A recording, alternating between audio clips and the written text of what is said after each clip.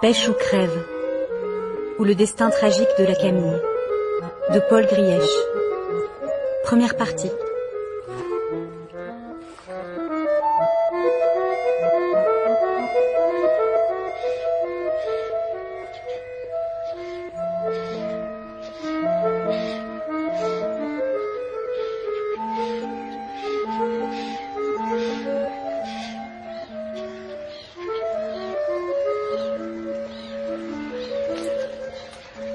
Vous la dévorez des yeux, la Camille. Vous avez un homme à bord? Non, pas un homme. Mon dernier gars. Mon petit qui a encore ses 12 ans. Ah. Kerjean est un bon capitaine pêcheur. Votre petit est dans de bonnes mains. Ouais. Il paraît bonhomme. C'est lui qui est venu à la ferme l'automne dernier. Mais personne ne connaît le pilote. Qui c'est donc? Un certain Delamotte. Je connais point. Il n'est pas d'ici.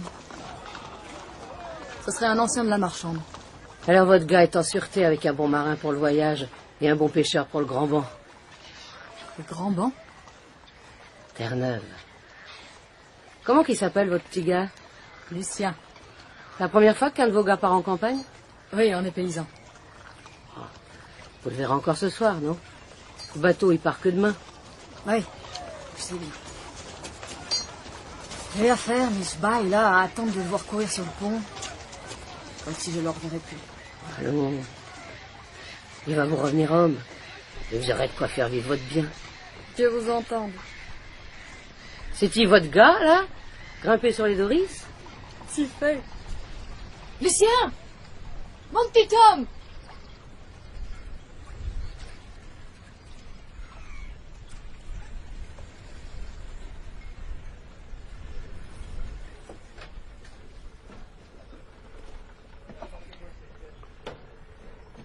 Le mousse?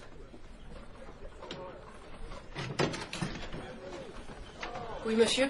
Il faut m'appeler capitaine, pas monsieur. C'est compris? Oui, monsieur. Capitaine. Bien, je ne te le répéterai pas. Tu as fini de briquer mes bottes? Oui, capitaine. Tu as préparé ma couchette avec les draps que je t'ai donnés? Oui, capitaine. Et les instruments de navigation, tu les as bien astiqués? Presque. Comment? Presque, capitaine. Bien. Dépêche-toi de finir alors. Ensuite, rentre chez toi, c'est ta dernière nuit à terre. Oui, capitaine. Allez, file.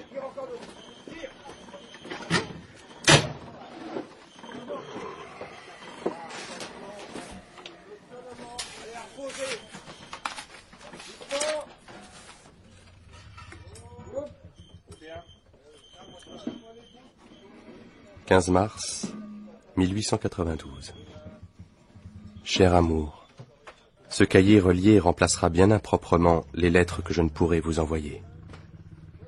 Notre fille, qui réclame des nouvelles de son papa qui va partir loin d'elle, y lira peut-être quand elle sera plus grande le quotidien de son père. Et la plume que je tiens pour vous deux m'éloignera pour quelques instants, jour après jour, du tracas de mes fonctions et me rapprochera de ce que j'aime. Contrairement à ce que je craignais, la Camille est un bon navire. C'est un 3-mâts goélette de 350 tonneaux.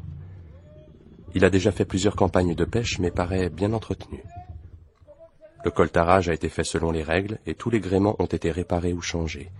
L'armateur ne m'a pas menti sur ce point. Peut-être que le fait d'avoir donné le nom de l'une de ses 3 filles à son navire lui crée des obligations morales dont je ne peux que me réjouir. Les 250 tonnes de sel ont fini d'être mises en cale vendredi dernier, et les 15 Doris attendent bien rangées au pied du mât de misaine. Depuis lundi, c'est la fin de l'appareillage, et nous finissons de charger les vivres, l'eau, les engins de pêche, le charbon, et des quantités d'alcool dont vous n'avez guère idée. Ne restent que les coffres ou les grands sacs des marins. Nous devrions partir demain, et j'aurai enfin l'occasion de voir ce que tous ces hommes ont dans le ventre, et si cette Camille a si belle prestance sur mer. Votre aimant, Joseph.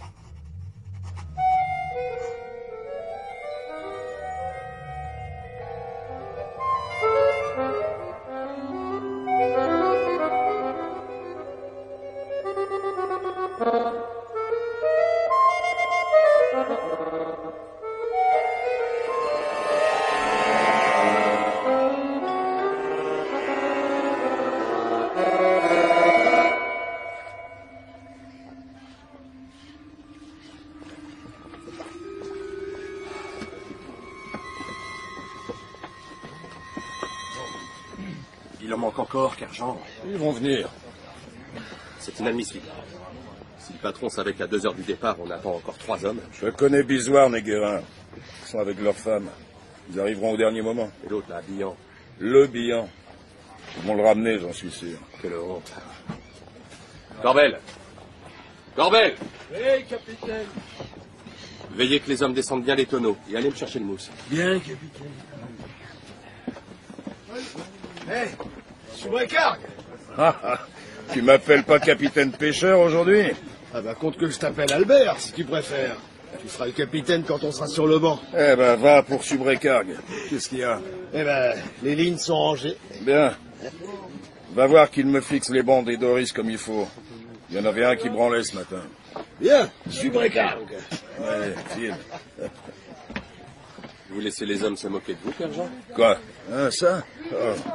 Je connais Pélan depuis bien longtemps. Je ne tolérerai pas de cette familiarité à mon encontre. C'est que vous êtes capitaine, à cette heure. Quand nous serons sur le banc, vous verrez qu'ils fileront droit. Ce sera mon heure. Si vous le dites, Kerjean, si vous le dites. N'empêche, je n'ai jamais vu une telle désorganisation. Ce sont de bons pêcheurs. J'ai fait 6 fois le grand banc avec beaucoup de ces gars. Là, les gendarmes. Ah, Je vous avais dit qu'ils le retrouveraient. quel édifiant tableau pour les hommes. Capitaine, vous m'avez fait appeler? Oui, attends. Allez, avance. Regarde plutôt ce qu'il advient des engagés qui tentent d'échapper à leur devoir. Ils se font mener par la marée chaussée comme des bandits. Qu'est-ce qu'il a fait? Tais-toi, Moussaillon. Voilà votre marin, messieurs. Maréchal des logis, voici donc notre homme. Il nous a fait courir, le gaillard. Allons, mon gars, sèche tes larmes. Tu vas boire assez d'eau salée comme ça. T'avais meilleure mine quand t'as signé ton engagement cet hiver. Tu t'en souviens au moins. T'étais dans un état... Silence, Le Bihan. Tu parleras quand on t'autorisera à parler. Où que vous l'avez pêché? Caché dans le foin. Au grenier de sa ferme. Il nous a fait tourner en bourrique à travers 2 ou 3 prés avant qu'on y mette la main dessus. N'est-ce pas, maréchal des logis? Ah oui, un vrai lièvre. J'espère qu'il sera aussi vif avec vous. Dieu sait si on fera un marin de ce paysan. Il a pas d'affaires? Non, il n'a rien voulu prendre. On a dû le traîner jusqu'au port. Le Bihan, si tu attrapes la mort, ce sera par ta seule faute. Kerjean, mettez cet homme en cale, avec le sel, pour la journée. Et pas de repas jusqu'à demain soir. Détache-le. Donne tes mains.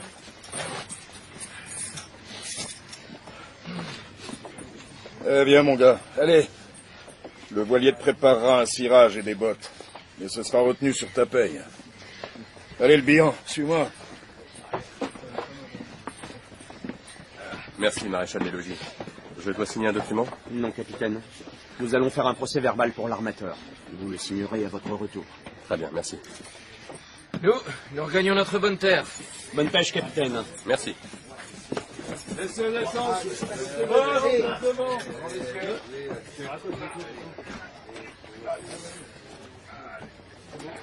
Messieurs,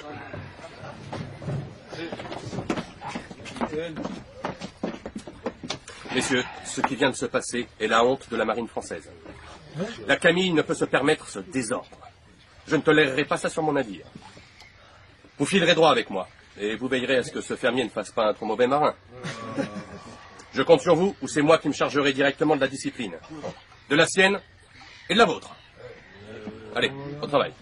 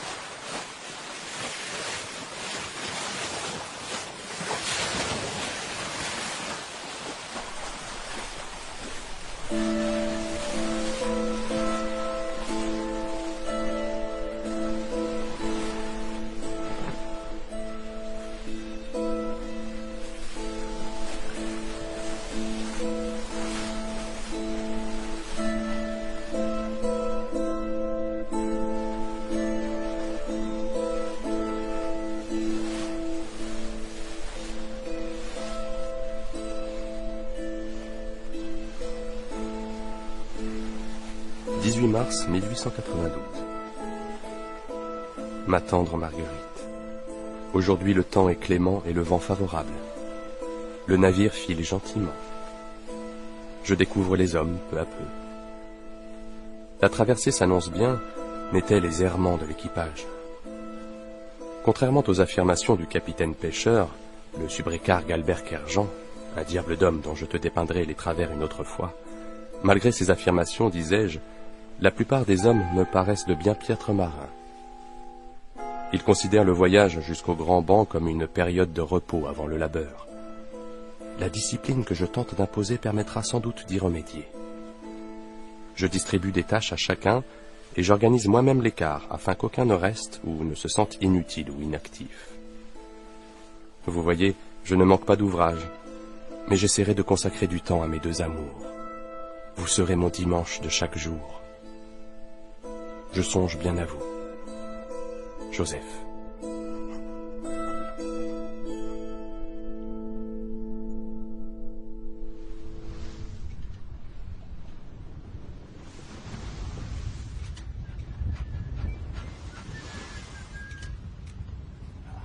Allons, gamin! Redescends de là, mais qu'est-ce que tu fais donc? J'ai peur! Allons, t'es bien monté jusque-là! Et puis, c'est pas le grand mât! Je peux pas tenir le couteau et... Mets le dos dans ton pantalon, mon gars! Qu'est-ce qui se passe, le cribier? Mais c'est Lucien. Il est pas dégourdi, ce garçon. Il a grimpé comme un singe dans le mât de misaine pour décoincer des cargues. Et maintenant, le vlac paralysé comme un bébé. Tu fais le chat coincé dans un pommier, petit? C'est pas drôle! Fais ce que te dit le premier! Range-moi ce couteau dans ton pantalon! Ne laisse pas tomber! Pas sur notre nez, hein? C'est pas drôle! Voilà, c'est bien comme ça! Il te dérangera plus, ce couteau! T'as tes deux mains maintenant! Oui. Bien! Maintenant descends doucement! Et regarde pas en bas, en douille! Dis, tu crois qu'on était comme ça, Corbel? Je crois qu'on était moitié moins dégourdi que celui-là. Voilà, gamin, c'est bien. Voilà, comme ça. C'est bien.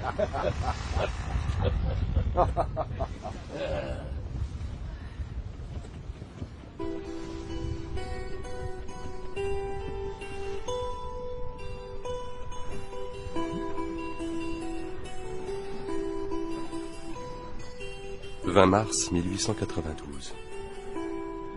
Mon aimé, la vie se poursuit, immuable et routinière, spécialement depuis hier que le vent est un peu tombé. Comme je le redoutais, le subrécargue Kerjean se complaît avec l'équipage, se lie d'amitié avec les hommes et ne paraît avoir aucune bonne influence sur eux. Il a critiqué mon vœu de les occuper, il a utilisé les mots « travail inutile » alors que j'ai confié à Lecrubier, le voilier, la vérification de toutes les voiles du navire. Le mousse, Lucien Mahé, qui doit aider Lecrubier, le sage et Revel à vérifier les gréements, a le vertige. Ces marins pêcheurs ne sont pas du tout comme nos bons compagnons de la marchande. Ils ont encore de la terre accrochée à leurs bottes. Votre Joseph.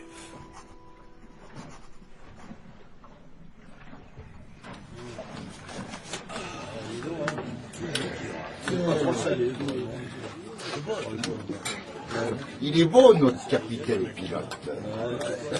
Pour un pilote, il est pire qu'un officier de la nationale. Eh, on va pas à Biribi, nous autres. Pourtant, il nous traite bien comme des bagnards. Une, deux, et que ça saute et au pas. Hein, Lucien, t'en as goûté du mât. Il t'a fait grimper partout. Hein. Misaine, Artimon et grand mât. Oui, dame. Mais maintenant, j'ai plus peur. Bon. Finis donc ton ratin, le mousse, au lieu de te vanter. T'es maigriot comme un coucou. Et il te faudra du gras pour le froid du grand banc. Il est pas bon, ce ratin. Je préfère les poules de ma mère. Ah, il est impayable, celui-là. Les poules de sa mère. Bah, mon coco, il faudra t'y faire. T'en mangeras pas avant longtemps de l'oiseau. Faudrait que Samson en tire un au fusil, mais on est trop loin des côtes maintenant.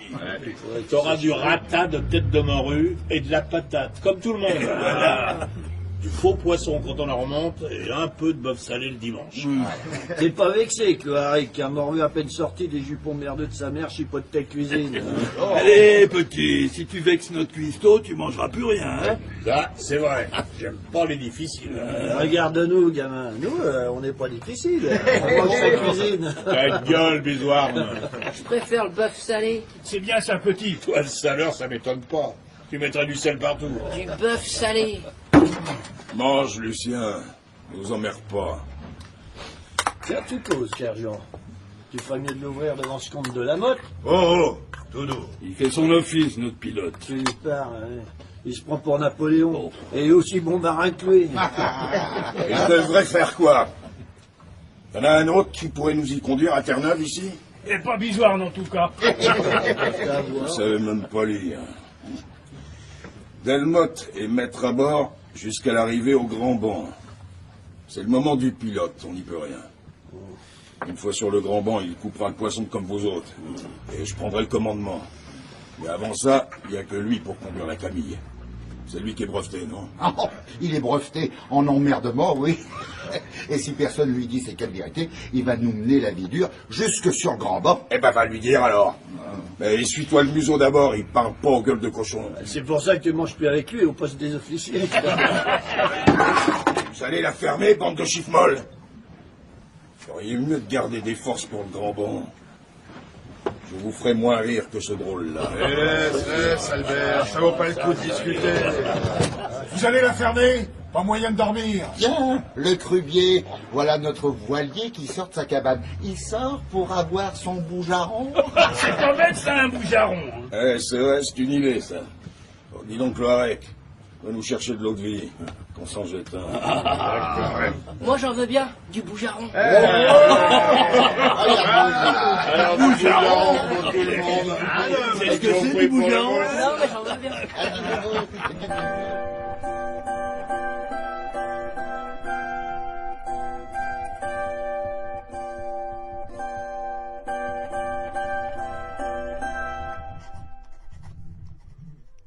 13 avril 1892. Mon tendre amour. Après 15 jours de mer, nous avons rattrapé le retard pris lors des premières journées de calme. Le vent est favorable, et nous devrions même arriver sur le grand banc avec quelques jours d'avance, s'il continue de souffler pareillement. Depuis cette nuit, la Camille est mise à rude épreuve par des coups de vent de travers. La révision complète des gréements aura finalement été utile. Les hommes rechignent toujours à la tâche, mais la grosse mer les oblige à travailler avec plus d'ardeur. Le Bihan, le paysan acheté avec quelques sous pour devenir marin, est encore malade dès que la Camille atteint les 10 nœuds. Imaginez cela, ma chère. Le capitaine Kerjean ne déjeune plus au poste des officiers. Je ne le vois que le soir lorsqu'il se couche, ivre le plus souvent. Quelle autorité aura-t-il sur les hommes lorsque nous serons sur le banc? J'essaie de vous imaginer, avec notre douce Marie-Louise, et cette image de mes deux amours m'est un réconfort de chaque instant. Joseph.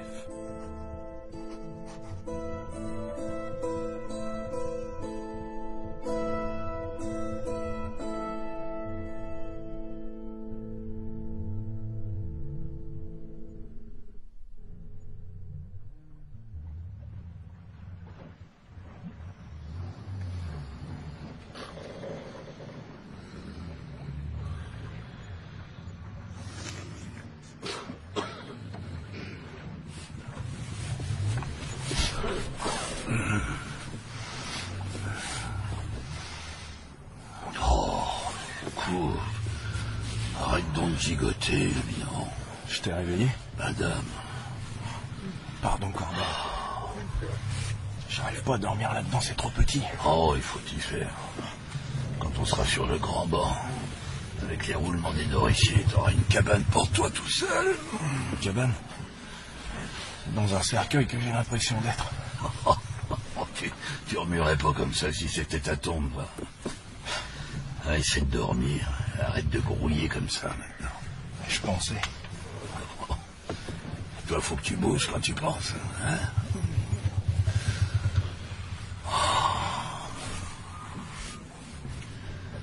À quoi donc tu penses? À de la motte. pauvre. Il m'a promis le fouet la prochaine fois que je serai malade. Ah bah, tu lui as rendu presque dessus tantôt. Et où que tu crois être le bilan? Il est mauvais. Non, il est juste. Je préfère le capitaine pêcheur. Il est bon avec moi.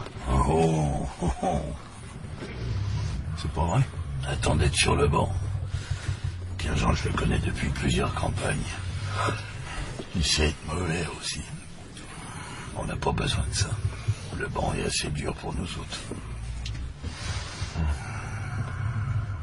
Pour l'instant, il m'a rien fait de mal. Bah, il se cherche des amis. Il a bien vu que de la mode t'avait dans le nez. Alors ça l'amuse. Mais méfie-toi, sur le banc, ça sera plus le cas, Jean, que tu connais. Peut-être. Ah, tu verras bien. Et maintenant, dors, mon gars. Il va bientôt falloir se lever.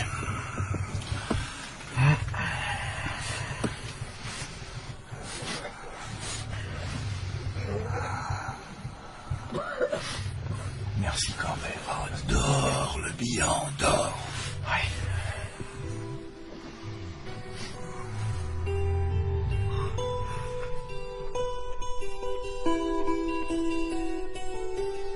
« 17 avril 1892. Mon épouse chérie. Hier, la mer était démontée et je n'ai pas eu le temps de remplir votre journal. Nous avons toujours 2 jours d'avance, mais ce n'est ni le temps ni le calendrier qui me cause le plus de soucis. C'est ce diable de Kerjean. Je ne comprends pas comment l'armateur peut abandonner sa confiance et laisser la réussite de son entreprise aux mains d'un personnage aussi fantasque.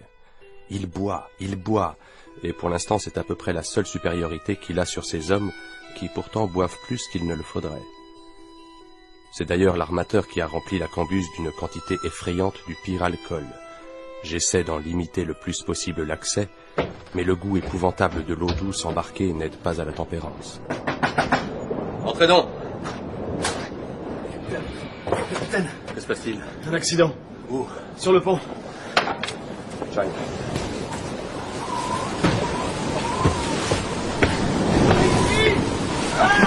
C'est mineur! Je ne voyais pas, Bissoir! Les tirés là. La mer balayant sur le pont, qu'est-ce qui s'est passé? Un paquet de mer est tombé. Il a glissé et sa tête est venue taper un tonneau. Il est mort? Non. Il respirait! Il a juste plus conscience. Il est bien abîmé à la mâchoire. Faudra le transporter au poste. Attention, capitaine! Ça va. Il faut le mettre à l'abri. Vous avez besoin du médecin de papier? Non. Pas besoin de livre pour ça. Il faut nettoyer la plaie et vérifier qu'il n'y a rien d'autre de cassé. Vous pouvez le porter? Je vais le prendre par les pieds. Attendez, voir. Et le secrétaire qui n'est pas là. Il est pourtant de quart. Bon, on verra ça plus tard. Mettons-le à l'abri, allez.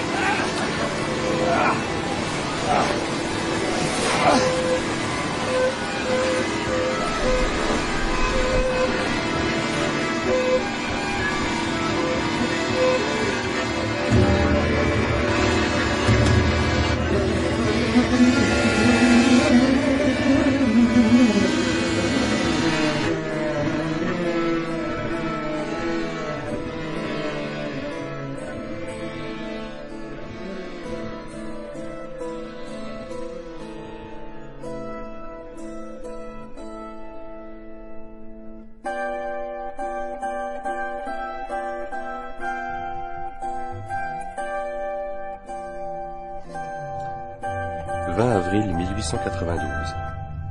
Mon aimé. Hier soir, une lame a failli emporter un homme monté sur le pont, mais la mer paraît devoir enfin se calmer, et le navire retrouve une certaine quiétude. Le vent est tombé, mais la température a baissé d'un coup, et nous avons croisé un iceberg en approchant le bonnet flamand. Ces lueurs bleues sur le miroir gris de l'Atlantique auraient enchanté notre petite Marie-Louise. Cette pureté ferait presque oublier la malpropreté qui commence à envahir le navire, alors que notre voyage n'est pas encore achevé. Quand j'évoque le sujet avec les hommes, il m'est souvent répondu « c'est la mode du banc ». Ils ont visiblement autre chose en tête, et m'ont réclamé pour la première fois une double ration d'alcool, alors que la campagne de pêche n'a pas encore commencé. Je l'ai refusé. Nous serons après-demain sur le grand banc, et je devrais laisser le commandement à Kerjean. Cela n'est pas sans m'inquiéter quant à la bonne tenue de la Camille. Je vous aime. Joseph.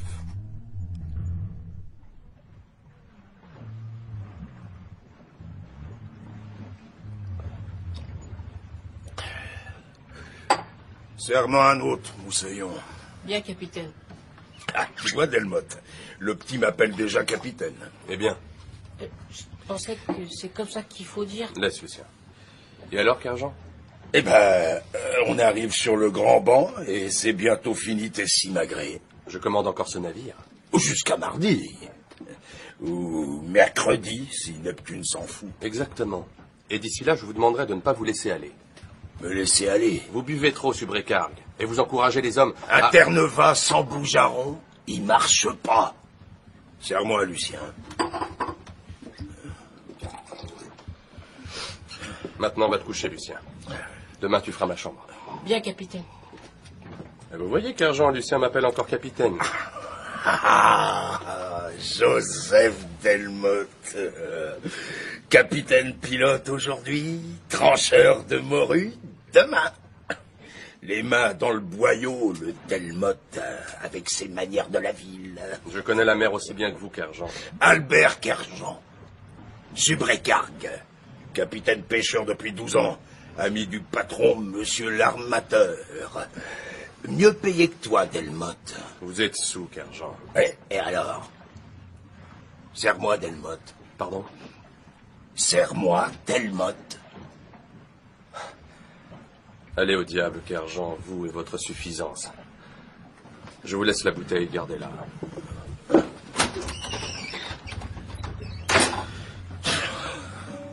Ma suffisance. Ma suffisance. Un peu que je me suffis à moi-même. J'ai besoin de personne, Delmotte. Trancheur. Tu verras comment qu'il faut l'habiller, la morue. On verra si tu lui ouvres bien le ventre. Les mains dans le boyau, Delmotte. Dans le boyau.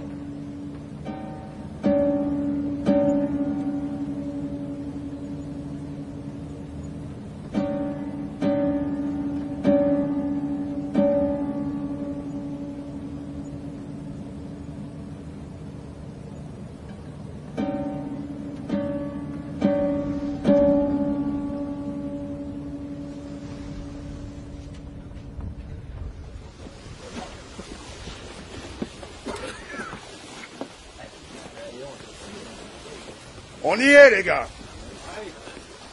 Avec les coucous qu'on a récoltés depuis 2 jours et avec ceux qu'on va prendre aujourd'hui, on va pouvoir commencer la pêche demain. Le temps est favorable. Nous pouvons remercier notre capitaine pilote, monsieur Delmotte, de nous avoir menés à bon port. Je pensais arriver avec quelques jours d'avance, mais on y est. Alors maintenant, plus la peine de pleurnicher. C'est l'heure des hommes. Pas vrai, les gars? Je vous demande de tout préparer pour demain matin. Vous avez la journée pour remettre les bancs sur les doris et préparer les mâts. Vous verrez les voiles avec le crubier. Il faut vérifier les lignes et les hameçons. Pélan, tu y jetteras un œil.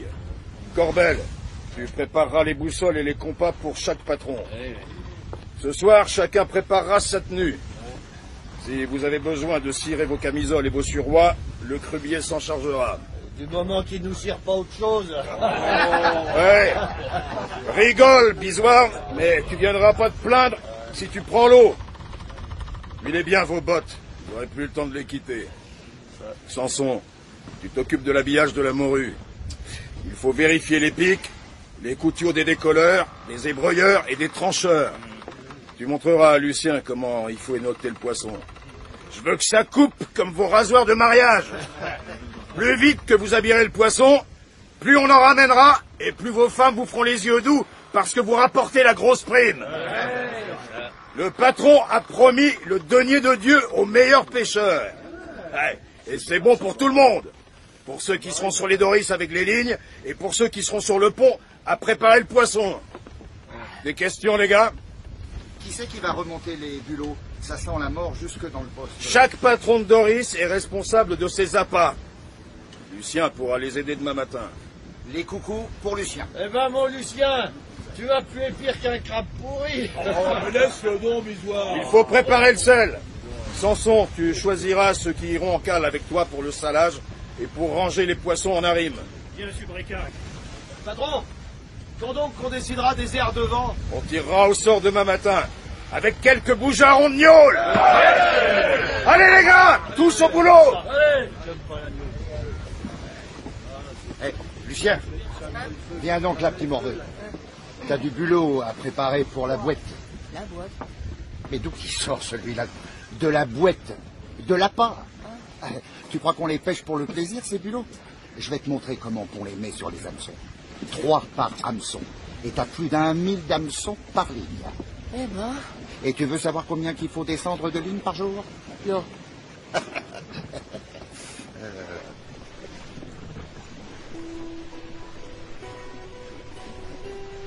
25 avril 1892. Mamie, je ne vous ai pas conté que pendant 3 jours avant la pêche, nous avons utilisé 2 doris pour aller descendre les caudrettes amorcées à la viande de cheval. Cela nous a ramené assez de bulots pour une dizaine de marées, selon Corbel. La puanteur de ces coucous, comme les appellent les hommes, qui s'entassent sous le poste d'équipage, parvient jusqu'à l'arrière du navire. Je suis sûr que notre petite Marie-Louise rirait bien de voir ces hommes grossiers froncer le nez comme des brumelles. La grande pêche commence demain. Je m'apprête à rejoindre les gaillards qui hier encore je commandais pour préparer la morue, et je vais me placer sous les ordres de ce Kerjean. Je travaillerai sur le pont et je ne participerai pas au voyage des Doris. Au moins il ne pleut pas, et malgré le froid et le vent, je pense que les conditions de travail ne seront pas trop dures. Votre aimant, Joseph.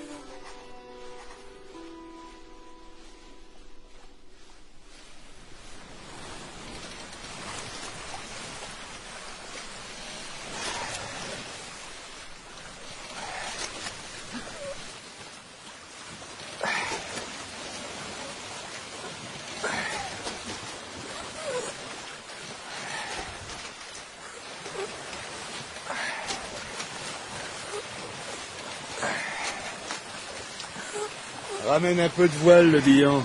Ça souffle trop fort.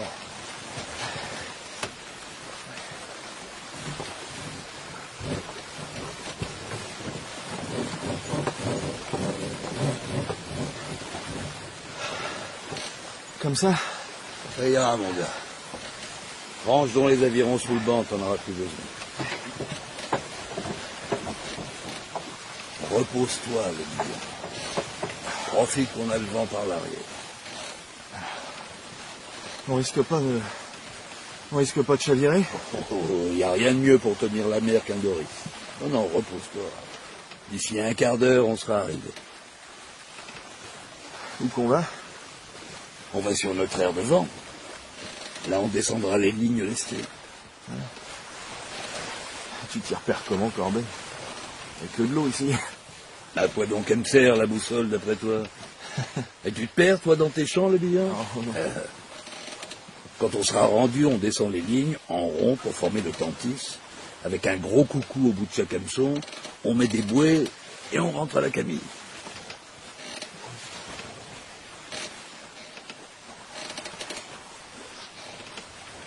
Bon Dieu, on voit déjà presque plus le bateau. Tu ne le verras plus du tout avant la nuit. Et demain matin, on revient pour remonter nos lignes et on rentre à la maison. Contre le vent? S'il change pas, oui. Contre le vent. Ah, tu vas en baver à la rame avec le poids des lignes et du poisson. On en aura bien pour 6 ou 8 heures. 8 heures? Justement, profite, repose-toi. Faut que tu sois bien dégourdé pour m'aider à descendre les lignes, sans te faire accrocher par les hameçons. Accrocher? Oui, si tu te fais crocher, tu pars au fond avec la ligne, direct. Et avec 1000 d'hameçons par ligne, faut garder l'œil bien ouvert, le bihan. Ah ben mon vieux. Qu'est-ce que c'est que cet engin-là qui fume sur l'horizon? Qui fume? Là, presque derrière toi. Là. À bâbord? Ouais. Quoi donc? Ah, c'est encore un de ces maudits vapeurs anglais. C'est des pêcheurs comme nous? Ben non, ils vont en Amérique, ceux-là. Il y en a de plus en plus. Et je peux te dire qu'ils se comportent comme des flébutiers. Ils dévient jamais, ces Anglishes-là. Ils ont déjà fait chavirer des Doris en passant trop près. Ils ne voient donc pas? Je sais pas. Moi, j'ai mon compas et ma boussole entre les pieds, mais je lève le nez. Eux, je sais pas. Je crois bien que leur route est plus importante que nos autres.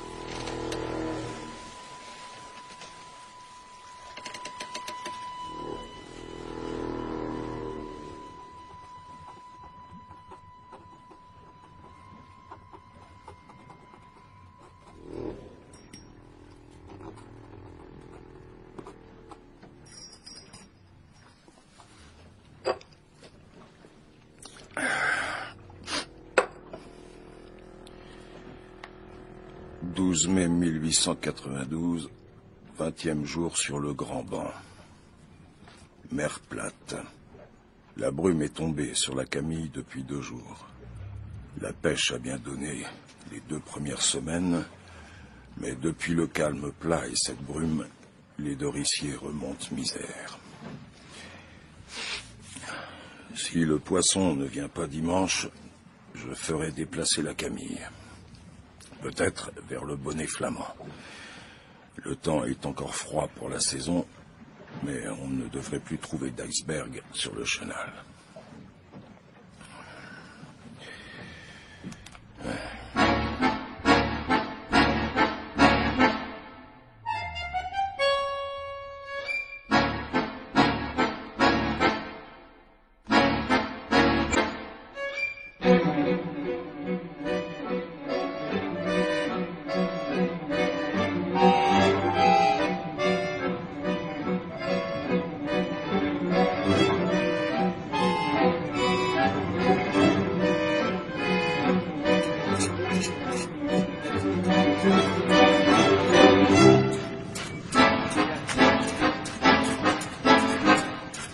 Au corneille, le bihan. J'ai les doigts morts. Oh. Qu'est-ce qu'il a? Tes gants sont trop fins. Tes gants, le bihan. Ouais, mais avec les gros, je tiens mal le couteau. Fais ce que te dit Corbel, il en a vu plus que toi. Je dis pas le contraire. Va te réchauffer les mains au poste et prends les gros gants. Ah oui, mais... Ah oh. Et ôte ton tablier. Ah oui.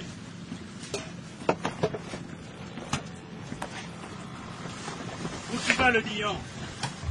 Laisse-le, Salaire, je le remplace. Il va changer de gants. C'est ton affaire, Corbel, si tu veux couper les têtes comme les novices. Tu protèges bien ton garçon. Il l'amadou pour se le garder vivace le soir dans sa cabane. On ne sait pas ce que tu fais avec Revel dans la tienne, Bisoire. Vos gueules. Parlez donc à vos morues. Lucien, lâche donc ta cuillère et va remplacer le bihan. Va couper quelques têtes, Corbel va te montrer. C'est plus dur que je les ai noctées. Bien, monsieur. Hé, grouillez-vous, hein. J'ai plus de poisson à saler. Tiens, mon gars. Mets le tablier. Voilà. Prends ce couteau. Alors, regarde. Tu leur coupes la tête en glissant ta lame là, derrière les ouïes. Comme ça. C'est les derniers poissons pour la journée? Non. Il y a Doris de Guérin normalement, mais il n'est pas rentré. Les autres sont rentrés depuis des heures. Et ça commence à devenir inquiétant. T'as raison, capitaine, c'est pas bon. Avec cette brume, ils doivent pas retrouver le bateau. Guérin est un bon patron de Doris. Je sais, mais on n'y voit vraiment rien, la nuit tombe.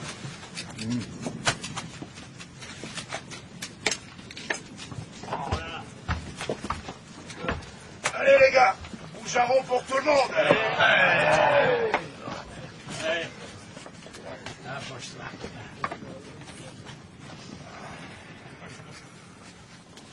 Ah, ça réchauffe, bon Dieu. Merci, patron. T'as vu comment il l'a gobé dans le même? Soifard. C'est bien du Pierre-Jean, ça. Le bougearon avant le pierrier. Le pierrier? Oui, le petit Clément du gaillard d'avant. On le fait tonner quand la brume est épaisse et qu'un Doris ne revient pas. Ça les aide à se repérer. Qu'est-ce que vous racontez? On dit que Guérin et Renaud sont point rentrés. Il fait pas encore nuit. Ils vont peut-être pas retrouver la bouée ce matin, et des fois qu'ils seraient revenus vers le navire pour faire le point et repartir, ça les conduirait bien à la nuit. Kerjean, même s'il promène le Parisien, c'est avant la nuit qu'il faut tirer le pierrier. La brume fausse l'oreille et les yeux, mais avec la nuit, ils peuvent passer à 100 mètres sans nous voir. Ils verront même pas les feux. Ils vont rentrer, Corbel. Je connais Guérin. Tu veux ton bougearon, Corbel? Et toi, Delmotte, t'as besoin de te réchauffer, non? Ça te change du commandement, pas vrai? Ça va très bien. Et je bois pas quand je travaille. Oh, libre à toi, Delmotte. Et toi, Corbel? Allez, donne. Le bilan est pas là? Les doigts gelés. Oh, qui m'a foutu un emporté pareil? Lucien, laisse ton couteau. Ah non, mais... Lucien va faire sonner la corne de brume comme tout à l'heure. C'est le pierrier qu'il faudrait. Non. Je sais ce que j'ai à faire. Allez, Moussaillon, file à la corne. Oui, capitaine. Allez. Viens, Cloarec. Par ici. C'est pas trop tôt. Il fait soif, capitaine. Ah, tu bois tout.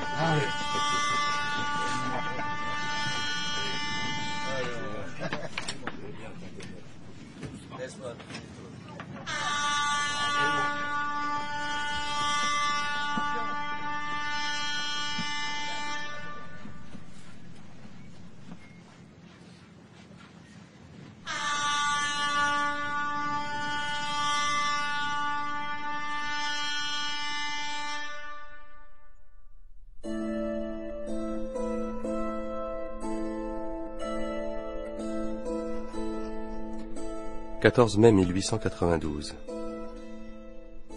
Ma douce amie, c'est dans ces instants de solitude, dans ma cabine, après une journée harassante, que vous et notre petite Marie-Louise me manquez tellement.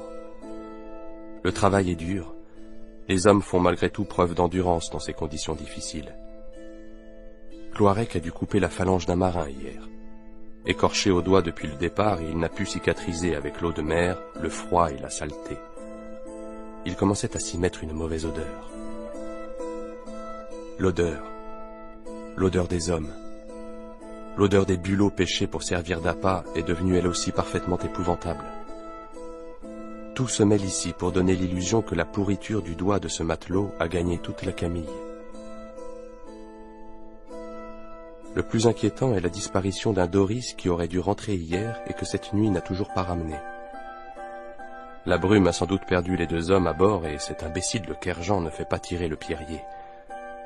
Seule la corne de brume, qui ne porte pas bien long, résonne quand bien lui chante.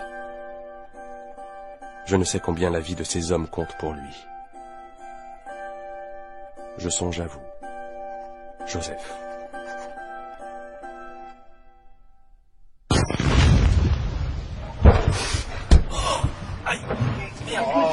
C'était quoi? Le pierrier? À la nuit? Qui nous l'a fait tonner à cette heure? Le capitaine Kerjean? Oh non, ça m'étonnerait. Chut, chut, chut, chut. Écoutez. C'est de la mode, ça. T'es sûr? Oui, sûr. Ça va barder.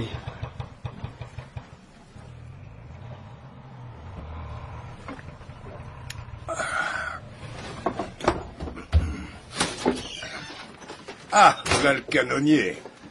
Il fallait bien que quelqu'un le fasse. J'ai également demandé à l'homme de quart de sonner la corne de brume 4 fois dans l'heure. Ça sert à rien, Delmotte. Dans le noir et avec cette poisse, tous les bruits se perdent. S'ils l'entendent, ils sauront au moins qu'ils ne sont pas loin, et ils pourront mouiller en attendant que la brume se lève. Elle se lèvera pas. Et les gars vont s'en sortir. Et comment? Si on ne fait rien pour qu'ils nous retrouvent. S'ils ne nous retrouvent pas, ils mettront le cap sur la terre. À la rame? De toute façon, va falloir lever l'ancre. Le poisson est plus là. On n'abandonne pas les hommes. Si on en perd 2, on perd pas tout l'équipage. Avec ce brouillard et les paquebots, on risque l'abordage. Ils verront nos feux de mouillage. Ah, ça pour sûr qu'ils les verront. Juste quand ils écrabouilleront la Camille. En même temps qu'ils entendront les cris et le bois qui craque. Mais il y a une chance sur 100 000. N'empêche, je ferai tonner le pierrier demain matin. Pour l'instant, ça sert à rien. Et avec les Doris qui partent demain, les gars vont bien les retrouver. Mais même s'ils rentrent pas, il faudra déplacer la Camille. Aller où ce que l'air est pur et où que le poisson se cache. Vous n'êtes pas digne d'être capitaine, Kerjean. Je suis capitaine pêcheur, subrécargue et pas marin de bataille navale. Ceux de la marchande n'abandonnent pas leurs hommes. Nous verrons cela demain, Kerjean. Moi, je vais dormir et je vous conseille de faire de même. Votre coup de canon m'a tiré de ma couchette. Trop tard pour dormir. Lucien va m'apporter le bougearon. Buvez bien, Kerjean, c'est ce que vous faites de mieux. Moussaillon! Moussaillon! Oui, capitaine. Va donc à la cambuse et ramène-moi une bouteille d'eau de vie. Maintenant? Allez! Oui, capitaine. Dégrouille! Oui, oui. Qui m'a mis dans les pattes une telle volée d'oiseaux? Ça piaille, ça furette, ça dort, ça discute, ça discute, ça discute. Oh, bon Dieu.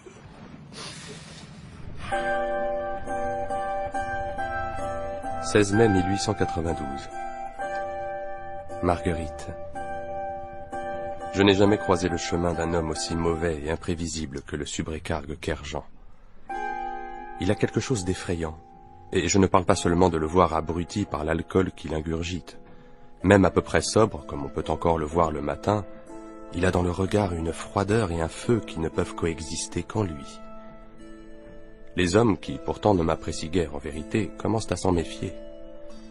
Il m'a demandé de déplacer le navire pour se rendre sur une zone de pêche plus propice et échapper à cette brume qui met à mal la patience de tous. Et pourtant le Doris perdu n'est toujours pas rentré. Nous devons encore attendre ici en faisant régulièrement sonner la corne et en utilisant le pierrier. J'agirai demain. Je vous aime infiniment. Joseph.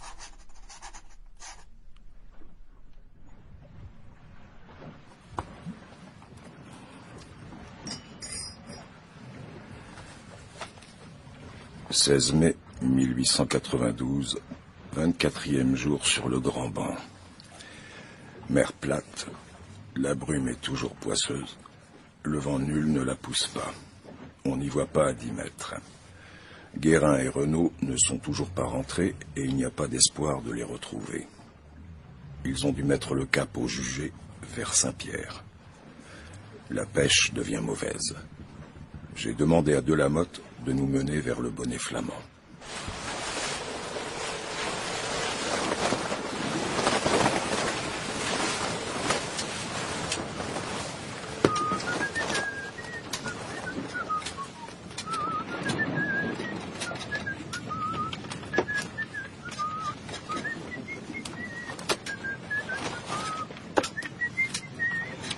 Ta gueule, Tantignac! Je me porte sur les nerfs, c'est celui-là! Tiens, regardez donc. Voilà le coq et le bouc qui s'amènent. Avec les gars, vous occupez ce machin qui vous regarde pas. Je vais m'occuper du poisson, mais avant, je vais faire tonner le pierrier. Vous ne l'avez pas fait ce matin. Le pierrier. Vous faites joujou. Ça sert à rien que je vous dis. Vous l'avez tiré il y a moins de 4 heures. Et alors? C'est à croire que c'est vous qui payez la poudre? Mais oui, je la paie, la poudre. Je paie tout ici. Même votre solde, tellement... Mais demandez aux hommes s'il ne faut pas tout faire pour retrouver les malheureux qui sont perdus depuis 4 jours. On te la paiera sur notre prime, ta poudre. Ta gueule, Corbel. Tu veux prendre un Doris et aller les chercher? C'est demain que je repars pêcher, Kerjean. C'est toi qui as préparé le calendrier. Je vous laisse discuter pêche avec les hommes, Kerjean. Ils vous feront peut-être entendre raison. Moi, je fais mon devoir. Mais pour bien, ils sont perdus, les gars. Mais vous le savez bien. On en a vu revenir après plus longtemps, Kerjean. Pas dans la brume, Corbel. Pas dans la brume. Ils vont se tuer. J'ai jamais vu Kerjean comme ça. Et l'autre le rend fou à prendre de l'eau. Ils vont se tuer.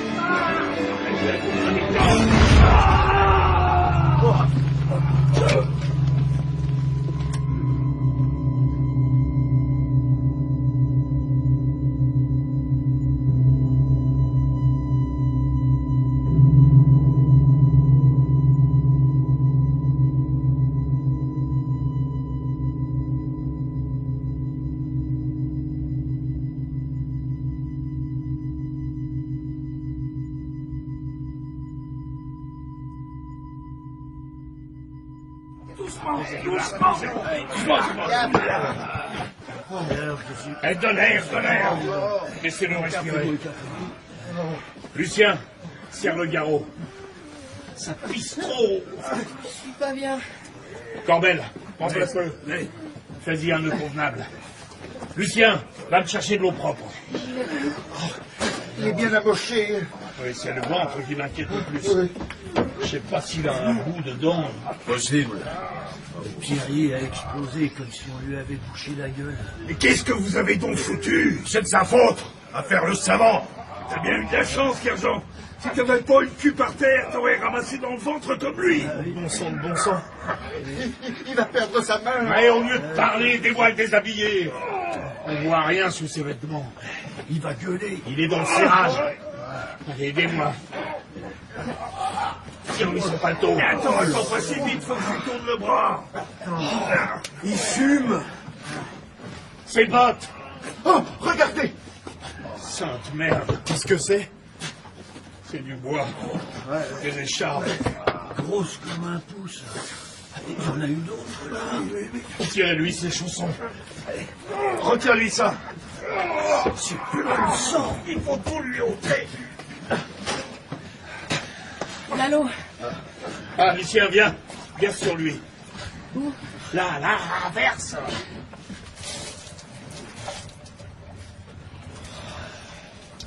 Là, encore une coupure. Verse sur son ventre. Oh, c'est pas beau. Je sais pas comment faire. Kerjean, où est le médecin de papier? Comment tu veux que je sache? Les livres, c'est pas ma partie. C'est ta responsabilité, Kerjean. Albert, il me le faut. Ouais. Le ventre, je peux pas y faire des cochonneries. Sinon, il s'en sortira pas. Je suis cuistot, je suis pas chirurgien. Ouais, il a raison, Albert. Il nous faut le médecin de papier. Allez donc le chercher. Il est dans la cabine de Delmotte, justement. Il pensait pas que ce serait pour lui qu'on le sortirait, pour sûr. Ouais. Allez, vas-y, le bilan. Oui. Et moi, je vais vous chercher un bougeron. On en a tous besoin. À la bonne heure.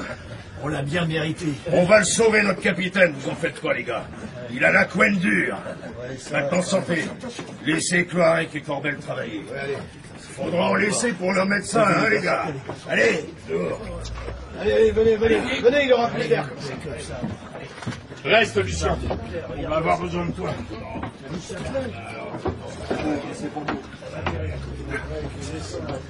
Il faut bien rincer ses blessures et commencer par lui retirer ses échardes. C'est ça? Je sais pas lire, mais il y a des images. Oui, c'est ça, donne. Alors, ventre. Il va mourir. Va rechercher de l'eau et du linge propre. Allez, vite! Là, voilà. À nous maintenant.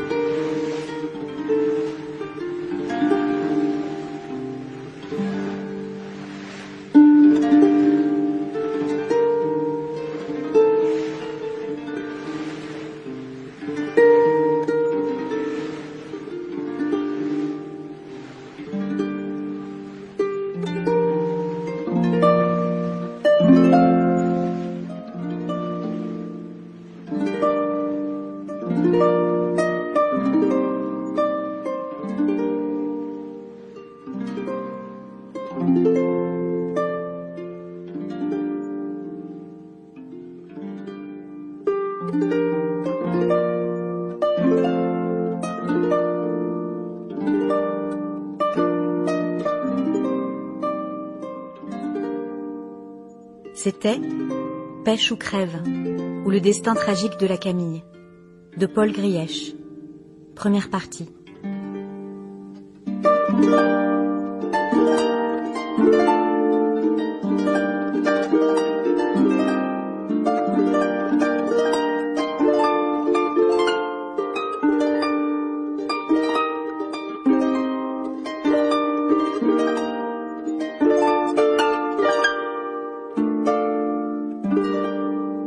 Avec Hervé Furic, Kerjean, François Sienner, Corbel, Bertrand Suarez Passos, Delamotte, Rémi Goutalier, Lucien, Grégory Kidel, Le Bihan, Guy Lamarque, Samson, Jean-Claude Sachot, Cloarec, Didier Brice, Bisoirne.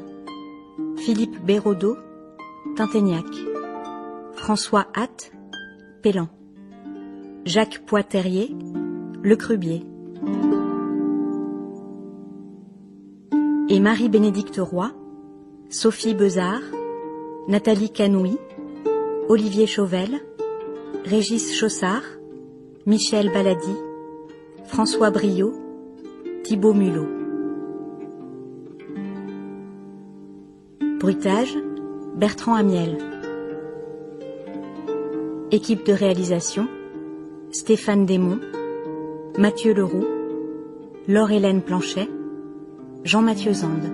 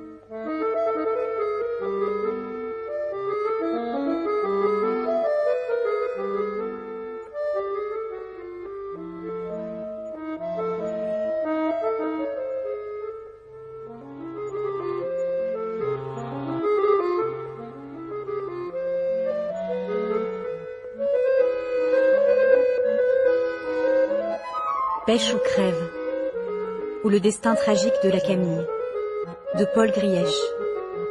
Seconde partie.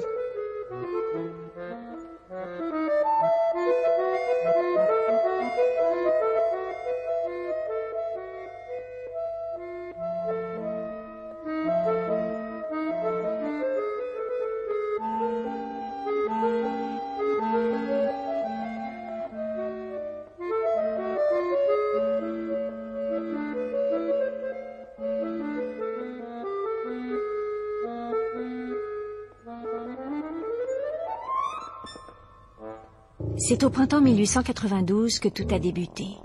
La Camille, 3 mâts goélettes de 350 tonneaux, vogue de Cancale vers Terre-Neuve, sur le grand banc où l'on pêche la morue depuis plus de 2 siècles, dans les conditions les plus rudes. L'équipage est au complet, composé de marins aguerris et de paysans racolés à l'automne, pour un salaire au double de leurs gains annuels. Comme disent alors les Terre-Neuvas, le pain est là-bas. Les 2 capitaines sont là, chacun son rôle, chacun sa paye. Le capitaine pilote, Joseph de la Motte, ancien marin breveté de la Marchande, est chargé d'assurer la navigation entre le port et le lieu de pêche. Le capitaine pêcheur, Albert Kerjean, subrécargue, homme de l'armateur, conduit les opérations de pêche et de salage du poisson. Entre les 2 capitaines, 2 mondes s'affrontent. Les hommes de la Camille s'adaptent comme ils peuvent à ces 2 personnalités. Corbel, le plus aguerri et le plus sage, Pélan, l'ami du capitaine Kerjean, le Crubier, le voilier, et Samson, le saleur, ont l'expérience qui leur dicte de ne pas braquer leur chef. Cloarec, le cuisinier, Bisoirne, la forte tête, Tinténiac, le petit brailleur de Quimper, tiennent bon eux aussi, par habitude et grâce à leur courage et à l'alcool. Et il y a les nouveaux. Le Billan, paysan recruté à l'automne et amené de force par les gendarmes, n'a pas sa place à bord, mais il est trop tard pour changer d'avis. Alors Corbel, l'ancien, lui apprend les rudiments de la pêche. Il y a Lucien aussi, le mousse de 12 ans. Il est là pour servir les 2 capitaines. Il apprend, il sert. Sous la direction de la Motte, la Camille arrive enfin sur le grand banc, après plus d'1 mois de navigation difficile. Là, le plus dur commence. Sous les ordres de Kerjean, les pêcheurs partent chaque jour sur des doris, descendent de lourdes lignes et les remontent péniblement le lendemain matin. Pendant ce temps, sur le pont du navire, à chaque retour de doris chargé jusqu'à risquer le chavirage, les marins découpent, tranchent, salent et empilent le précieux poisson. Après quelques jours, le vent tombe. La mer se fige et une brume épaisse envahit l'horizon. La pêche devient médiocre. Et puis un soir, un Doris ne rentre pas. Car Jean, que ses excès d'alcool rendent d'humeur encore plus sombre et violente qu'à l'accoutumée, se persuade que les hommes ne reviendront pas et veut faire déplacer la Camille vers une aire de pêche plus favorable. Delamotte s'y oppose. Il fait sonner la corne de brume et tonner le pierrier pour que les hommes perdus dans le brouillard puissent revenir au navire. Ils sont perdus, les gars! Et vous le savez bien! Arrêtez le boucle dictant!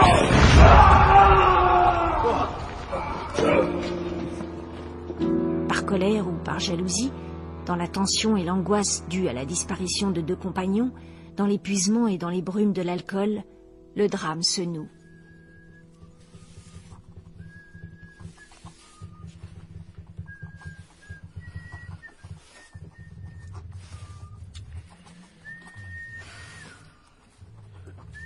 Fin mai 1892, 28e jour sur le grand banc. Mer plate, toujours la brume. Hier, la journée de pêche n'a pas été bonne. On a trouvé des traces de rouge dans le poisson en cale. Je l'ai fait isoler. Bon, arrête, merdaillon. Quoi? Va faire ton ménage dehors. Bah, je fais ce qu'on me dit. Oui, ben, dégage.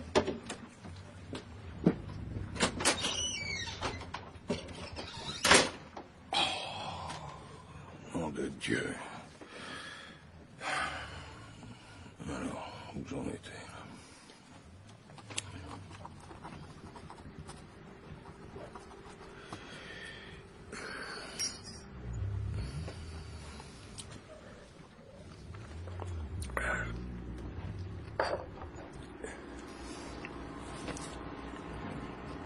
Depuis son accident, la santé de Delamotte est stable. Il devrait se remettre rapidement et nous mener vers meilleure pêche. Nous rentrerons ainsi les cales bien pleines. Le Doris de Guérin et Renaud n'est pas revenu. Ils doivent être à Saint-Pierre à ce jour.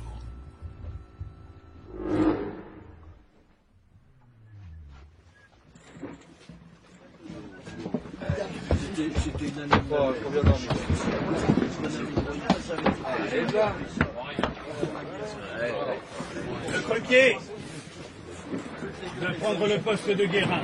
Ça porte malheur. Dis pas de bêtises, il est pas mort. Et te voilà devenu devin, Samson? Il faut que le travail se fasse, Biswarn. Il a raison. Si on prépare pas ce poisson, il va se perdre. Déjà qu'on en remonte guère. Allez, le voilier, viens mettre les mains dans le poisson. Peut-être bien que Guérin est pas mort. Ah, bah c'est ça. Et il boit à ta santé avec une putain à Saint-Pierre. Allez, au boulot, les gars. Dis donc, tu cocottes le bilan. Pourquoi donc tu travailles les manches relevées? Tu risques de te couper la couenne. Ah, ça me gratte. J'ai des choux de Terre-Neuve. Il en a sur les poignets. D'accord. Tu iras voir Touareg ce soir. Fais gaffe à ton couteau, parce qu'une coupure avec ce temps-là, ça se guérit pas bien. Des choux sur les pattes. Eh ben, dis donc. Ça et l'odeur. Ces gens de la ferme, ils sont toujours pleins de surprises. Vous avez entendu, les gars? T'as un téniac qui parle d'odeur. Fais pas attention, le bilan. Un téniac, c'est toujours le dernier à retourner son linge de corps. C'est vrai. Je crois bien qu'il ne l'a pas encore fait. On est parti. Attends, une fois, tu les as retirés une fois, tes bottes, depuis qu'on est parti. Alors, ferme ta grande gueule. Allez, vous battez pas. On puera bientôt plus que des bulots. Plus que des morts.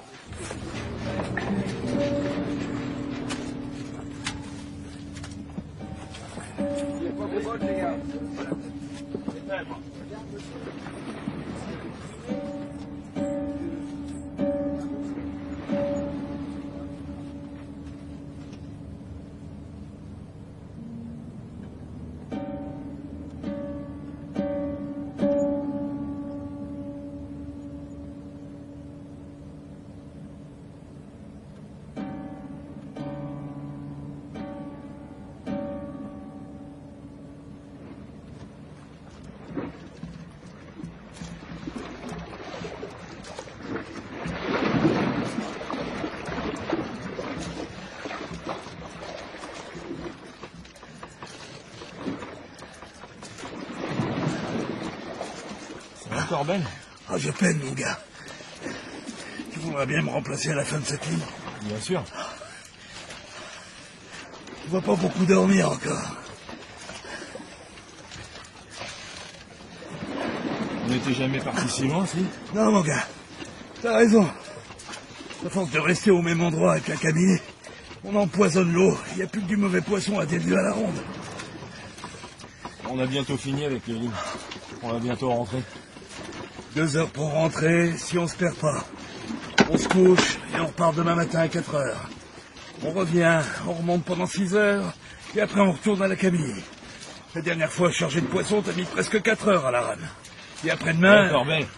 Mais... C'est toi qui me remonte le moral d'habitude, non? Mais t'as raison. Tiens, prends ma place, là, je perds la boule. Tiens. Attention, tiens-la bien, hein. Oui. Tu l'as? Oui, je l'ai. Bien. Mets-toi ici.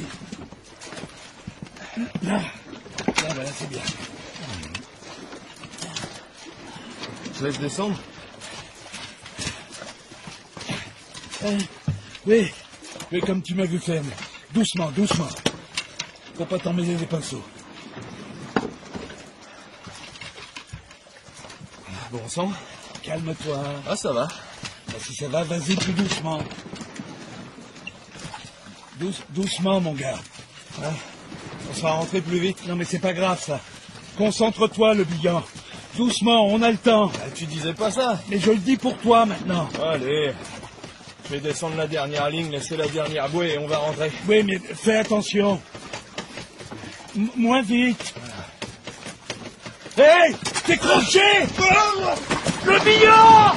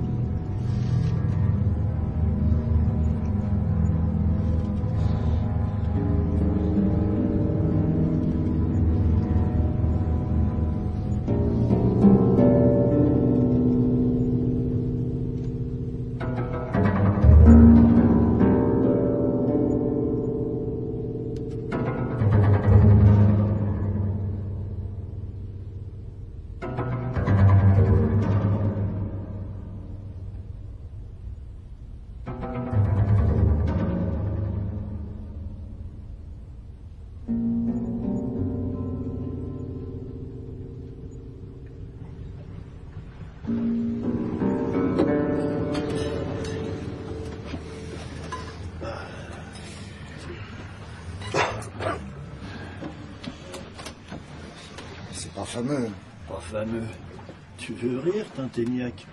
Guérin et Renaud perdus, de la motte moitié mort, moitié manchot, et maintenant, le bilan? Ah, pauvre gamin. Je l'ai vu englouti, comme ça.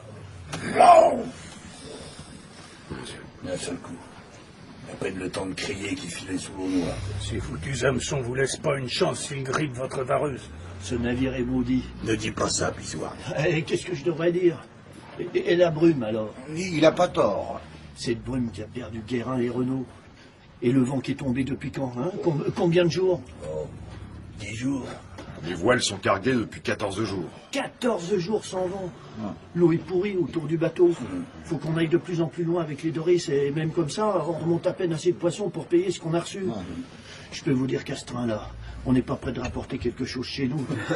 La Camille est maudite.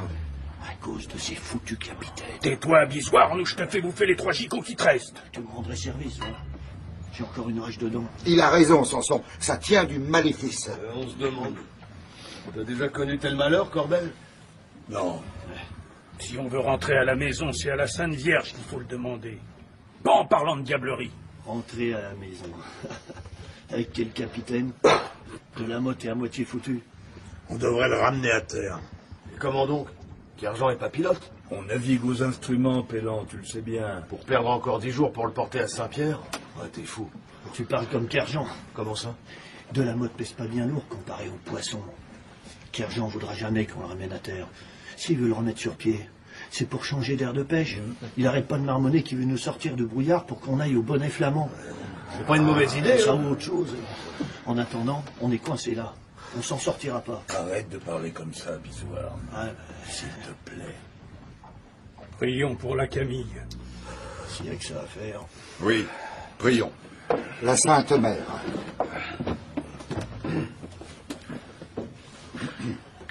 Allumez les bougies.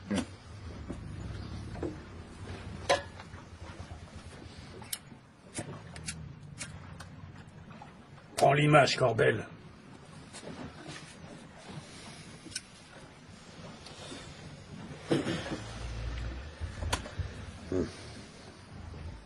Salut, étoile de la mer. Mère nourricière de Dieu. Et toujours vierge. Bienheureuse porte du ciel. En recevant cette... Prie avec nous. Tu veux notre malheur? Isoire. C'est bon, les gars. On recommence. Salut, étoile de la mer. Mère nourricière de Dieu. Et toujours vierge. Bienheureuse porte du ciel. En recevant cet ave de la bouche de Gabriel, et en changeant le nom d'Ève, établis-nous dans la paix. Enlève leur bien aux coupables, donne la lumière aux aveugles, chasse nos maux, nourris-nous de tous les biens. Amen. Amen. Amen.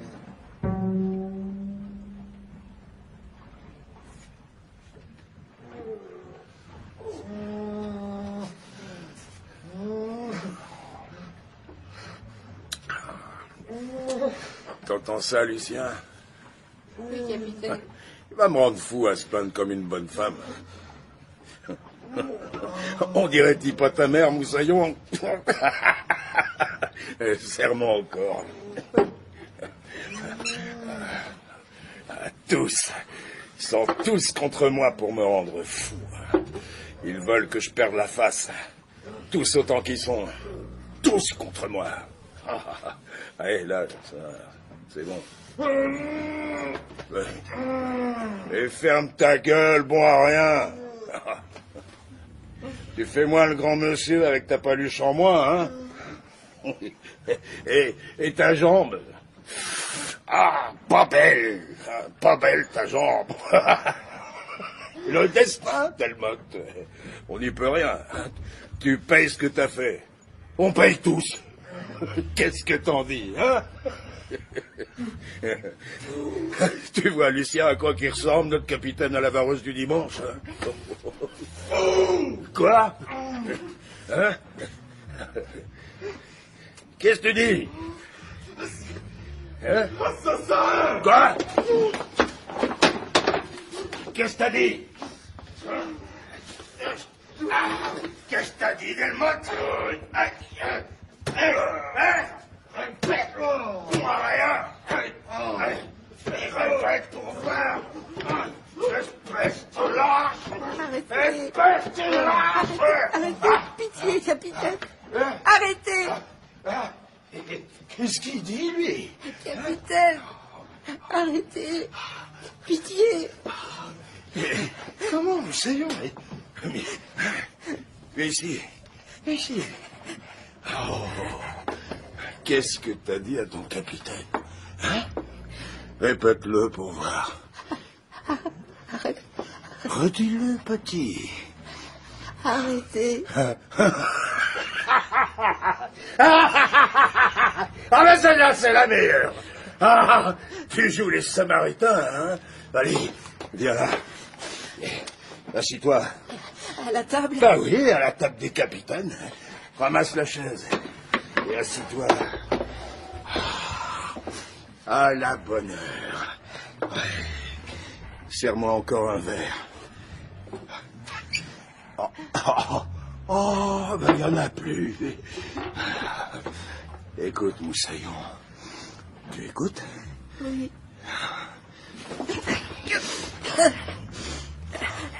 Jamais, plus jamais tu redis à Albert Kerjean, capitaine pêcheur de la Camille, ce qu'il doit faire. Tu entends? Oui.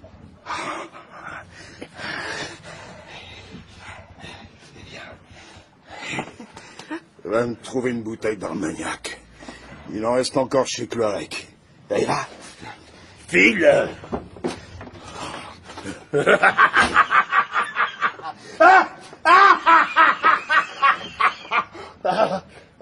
Je les materai.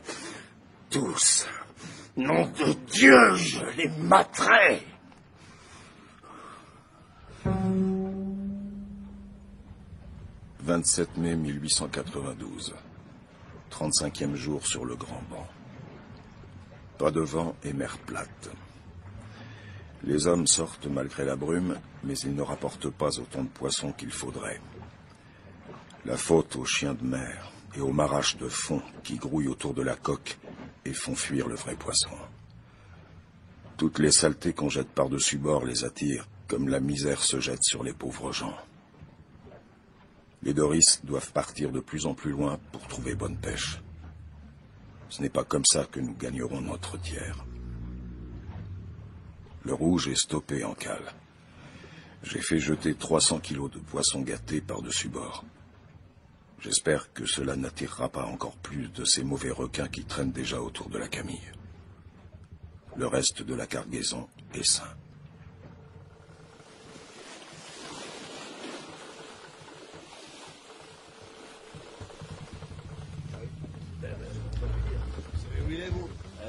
Alors. Et tu restes ton cul assis là, comme ça? Alors, moi ça va, hein. Eh ben alors, va le chercher si tu veux. Vous êtes pas sérieux, les gars. On bougera pas. Eh ben pas besoin d'aller le chercher, pédant. Le v'là. Qu'est-ce qui se passe ici, nom de Dieu? Ces gars et moi, on veut pas sortir tantôt. Exactement. Vous voulez me rendre zinzin ou quoi? Putain de Dieu, qu'est-ce que vous avez encore? Mais Kerjean, on a perdu Guérin, Renaud, et le Billan, paix à son âme, est au fond bouffé par les morues qu'on remonte. De la motte est bien amochée. Il va mieux. Faut le ramener à terre. Vous êtes tous fous. On peut pas se permettre vos simagrées. On remonte presque plus rien. Même le mauvais poisson est parti. La Camille est maudite. Giswarn, je ne veux pas entendre ce mot, compris? Vous avez perdu la tête. Tous. Vous êtes engagés au tiers. Un tiers du revenu de la pêche. Et vous croyez qu'avec ce qu'on a remonté... Mais où qu'on en est donc? Tu le sais bien, Tinténiac. Où qu'on en est donc? Elle est bien bonne, celle-là. On en est que... Hier, j'ai fait jeter par-dessus bord le poisson gâté par le rouge. Et ça va attirer encore plus de ces maraches. Et on va devoir partir encore plus loin avec les Doris pour trouver le poisson. Mais il faut bien le pêcher, ce poisson, si vous le voulez, votre tiers. Sinon, avec les avances que vous avez reçues pour l'embarquement, c'est vous qui allez cracher quand on sera de retour, pour payer le patron. On peut bouger le bateau pour suivre le banc, mais aller à terre, c'est de la folie. Oh, n'exagère pas, Albert. J'exagère? La demande au salaire, où qu'on en est, en cale. Samson, dis-leur. C'est vrai que c'est pas fameux. Où on en est? On va le gagner, notre tiers de part? Mais dis-leur, bon Dieu. Je sais pas. Si on nous prêtait pas à des intérêts de bandits aussi... Tiens ta langue, Biswarn. C'est pas le poisson jeté. C'est pas ces chiens de mer qui font fuir notre pain à rôder autour de la Camille. C'est pas le tiers, Albert. Tu le sais bien. C'est de la vie de tes hommes qu'il est question. De la vie de Delamotte. Il se remet, Delmotte. Et quand il sera sur pied, il nous mènera au bonnet flamand. Le bonnet flamand, on en entend parler. C'est bien avant qu'on aurait dû partir. Mais avec cet oiseau-là, il fallait attendre le Doris qui manquait. Maintenant, l'eau est empoisonnée autour du navire et en attendant qu'il répare ses âneries, on continue ici. À des centaines de brasses dans la brume. Là où il faut. Ça ne suffit pas, ceux qui sont... Tais-toi, Corbel. T'es tout vermoulu, mon pauvre vieux. Kerjean. On dirait du bois bouffé par le sel. Pareil. Allez, reste là si tu veux. T'es trop vieux pour l'ouvrage. T'es plus bon qu'à balancer tes gars par le fond. Retiens-le. Calme-toi.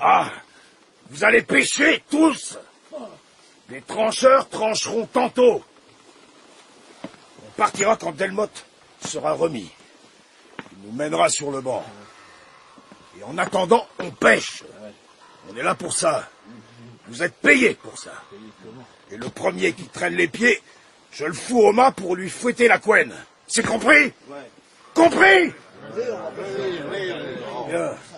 Pélan, Samson, tenez-moi ça à l'œil. Toi, Corbel, tu peux rester au lit, comme une vieille que tu es. Oh, ça va. Okay. Et les autres, pas de faiblesse. Il faudra un volontaire pour remplacer ce vieux sur le Doris. Eh ben, compte pas sur moi. T'as pas le droit de lui parler comme ça, c'est dégueulasse. Je vais me gêner. Allez, on en crèvera de vos faiblesses. Ah. Lucien! Mouquet, mon Dieu!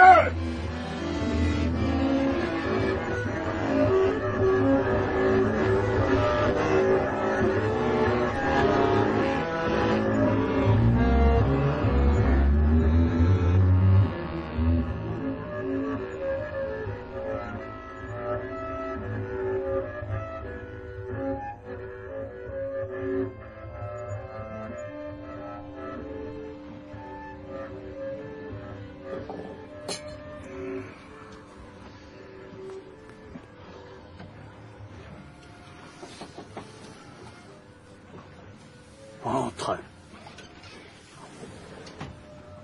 Je peux? Oui, entre. On parle tout bas. Hein? Les hommes dorment. Viens t'asseoir, Moussaillon. Qu'est-ce que vous... T'inquiète, petit. Tiens, prends un coup. Merci. Bois. Allez, bois. Tu n'as rien à craindre. Avec Corbel, on veut juste être sûr que tout va bien. Comme tu restes longtemps seul avec Carjan, on veut juste être sûr... Qu'il n'est pas trop mauvais avec toi. Il force pas mal avec les Boujarons, notre capitaine pêcheur, hein, petit? Oui. Il te mène pas trop la vie dure? Non, pas trop. C'est quoi, ça? Quoi? Là? Tu tires ta manche? Non. Tu t'es tenu le bras toute la journée pendant que t'énonctais le poisson. Non. Montre. Ah, remonte ta manche. Tu risques rien. On dira rien. Montre. Mais c'est quoi, ça, petit? C'est rien. C'est le capitaine. C'est ton capitaine, mais il n'a pas le droit. Faut venir nous voir, Lucien. Il est trop méchant avec toi. Hein? Avec tous les malheurs qu'on a déjà eus. Hein? Personne ne mérite ça. Et toi, tu mérites pas ça. C'est d'accord, Lucien? Il a le droit de te foutre une torgnole, mais pas de t'amocher. D'accord? T'entends, dit? Oui. Très bien. Viens nous voir s'il te refait ça. D'accord? Oui. Allez, file maintenant. Va dormir. Hé, attends, petit. De la Motte, il va mieux? Et depuis 2 jours qu'Argent laisse pas Cloarec rentrer dans sa cabine pour lui changer ses pansements. Il va mieux? Non. Je crois pas. Bon. Allez, file, petit.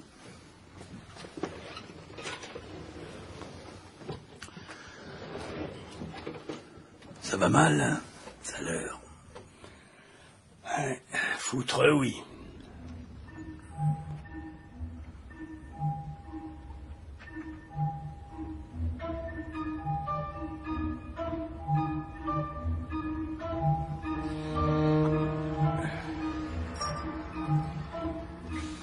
« 29 mai 1892, 37e jour sur le grand banc. Les hommes sont nerveux et la pêche mauvaise. Je fais pourtant mon possible pour maintenir le moral de l'équipage. Mais tais-toi quand je me relie. Tais-toi, nom de Dieu. Oh, où j'en étais. Ah oui. Pour maintenir le moral de l'équipage et le respect de l'autorité. Le capitaine de la Motte. reprend des forces et devrait bientôt nous mener sur une autre aire de pêche.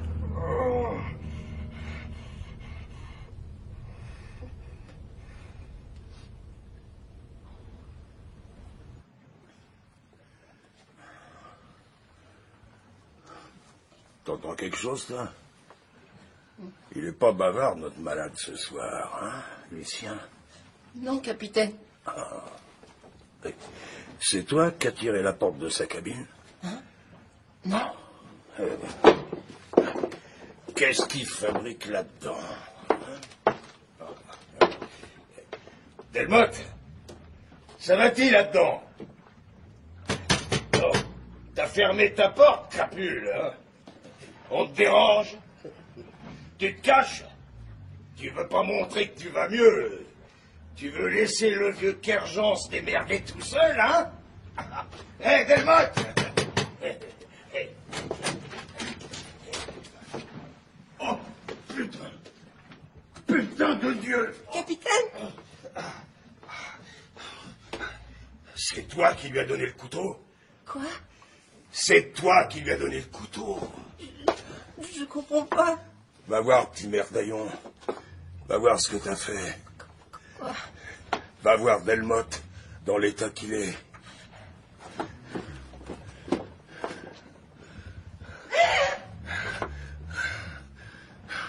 C'est toi, hein? Tu lui as donné ce couteau, petit morveux. Il était trop faible pour se lever. Non.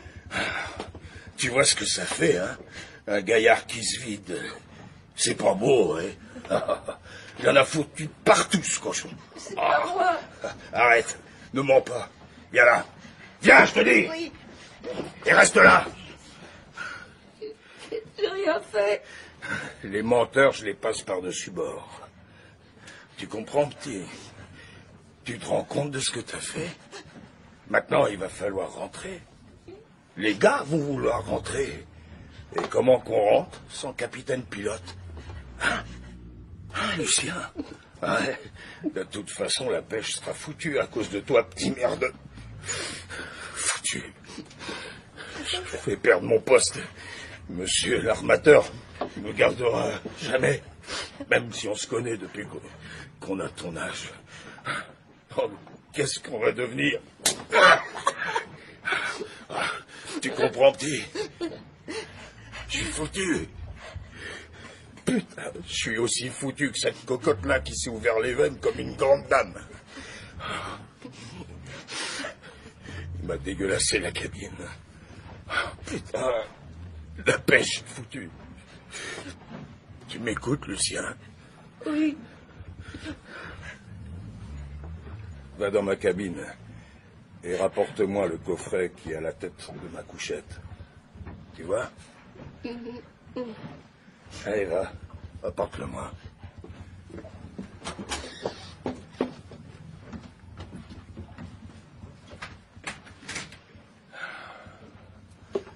La pêche est foutue. T'es foutu, mon pauvre vieux Kerjean. Allez, pose-le là. Dis, t'as jamais vu de revolver? T'en as déjà vu un comme ça? Hein? Dis donc. Regarde. Jamais vu? Eh ben, ça règle tout, ce machin, tu sais.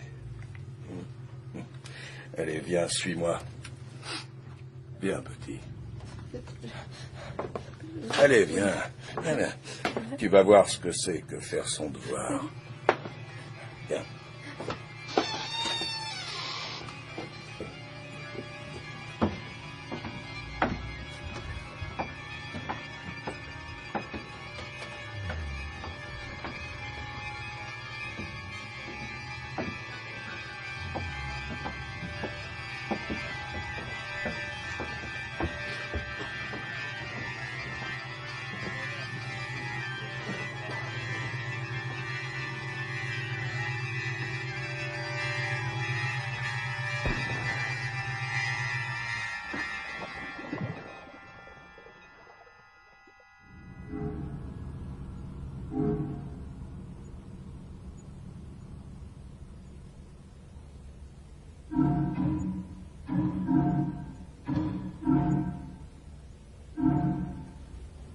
31 mai 1892, 38e jour sur le grand banc.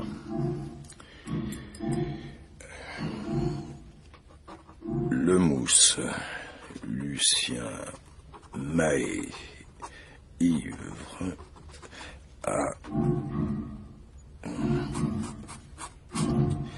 est passé par-dessus bord la nuit dernière. Les hommes n'ont pas le moral, mais la pêche continue. Voilà. Le capitaine de la Motte va de mieux en mieux.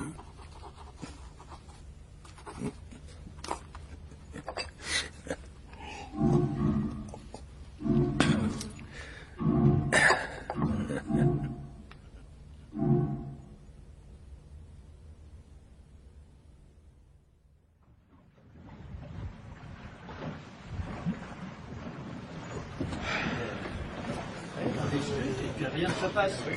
Évidemment. Ça peut plus durer. T'en conviens, Pélan? Ouais. Faut faire quelque chose maintenant. Plus personne ne sortira en mer. Et Kerjan n'a pas montré sa gueule depuis hier. Oui. C'est pas la peine de parler comme ça. Oh, Pélan, arrête ça. Où qu'est passé le môme? J'en sais pas plus que toi. Par-dessus bord qu'il est passé. La nuit d'hier, quand on a entendu tirer... Mais t'as rêvé, Samson.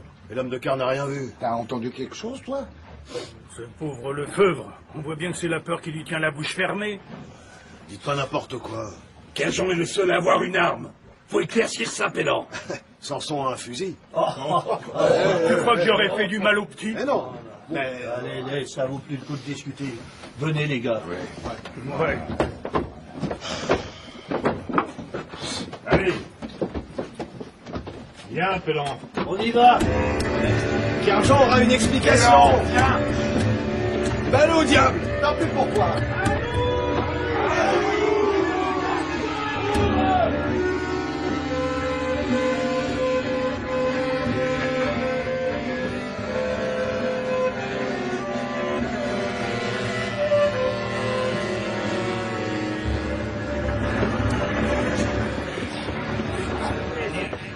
Allez, ouvre, Albert.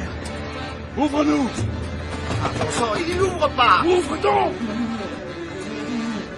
Sortez ça. Quoi donc? T'es pas lavé depuis 2 mois? Et les fameux, c'est là. Ça sent. Mais non, tu rêves. Voir. Non, il a raison. Salaud! Ouvre! Ouvre. Taisez-vous. Kerjan, ouvre donc. On défonce ta porte. Ouais. Dégagez, Boria. Laissez-moi tranquille. Ouvre, Kerjan. On se fait du souci pour Lucien. Et de la Motte. Ça pue dans ta cabine, capitaine. C'est vous qui plaît. C'est ça. C'est vous qui pourrissez. Il va pas bien. Vous êtes foutus. Comme Delmotte. Comme Lucien. Comment il parle? Vous êtes tous pourris sur pied avant que j'ouvre cette porte. Ouvre, Kerjan! On démonte tout ton putain de bateau! Ah, j'aimerais bien voir ça. Allez, tenez, puisque ça vous intéresse, non? Hein?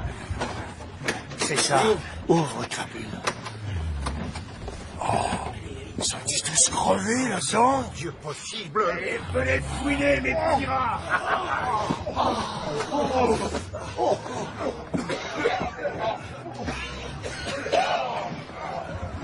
Attention! Il a son pistolet! Où qui sont?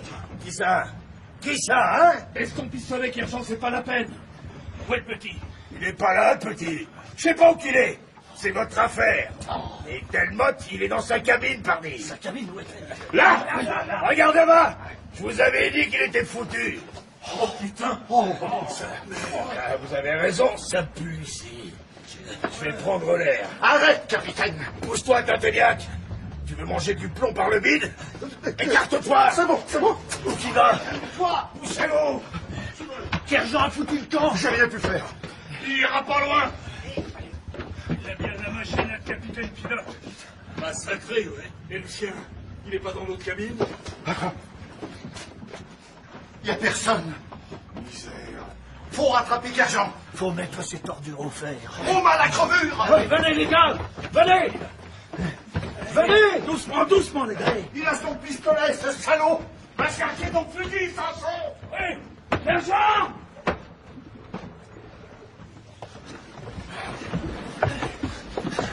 Gilet. Et non, t'es sorti de ton trou pour protéger ton maître, hein? Je veux éviter un malheur. Vous entendez? C'est la meilleure, un malheur. Mais il est déjà là, le malheur, mon pauvre vieux. Oui, il a raison. Kerjean est devenu fou. Il a tué Delamotte. Et on ne sait pas ce qui est devenu le mousse. Il n'y a pas à discuter. Cherchons-le. Il est là, hein, au pied du mât de Misaine. Où donc? Là, derrière les Doris. Venez, les gars! Gaffe à son pistolet.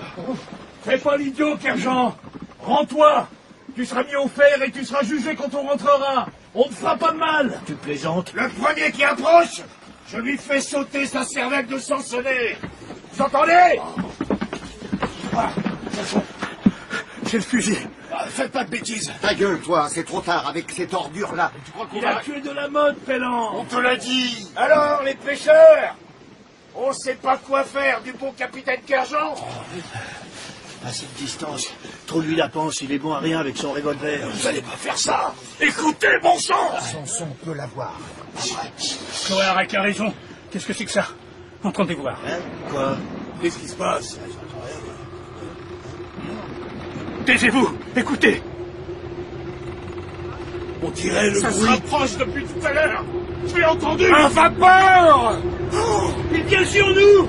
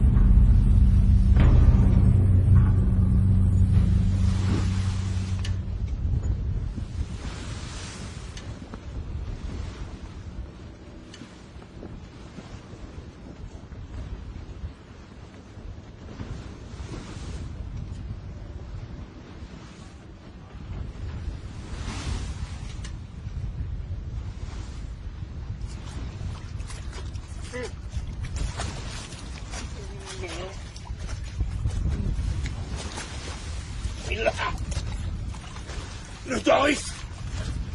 Il faut essayer de l'atteindre.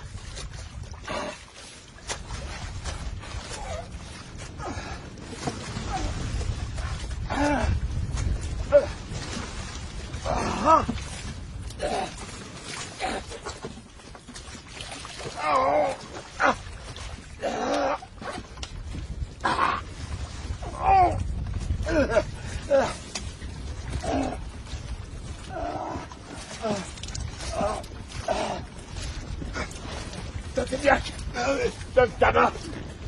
Allez, allez, allez, encore. Encore. Tu vas y arriver.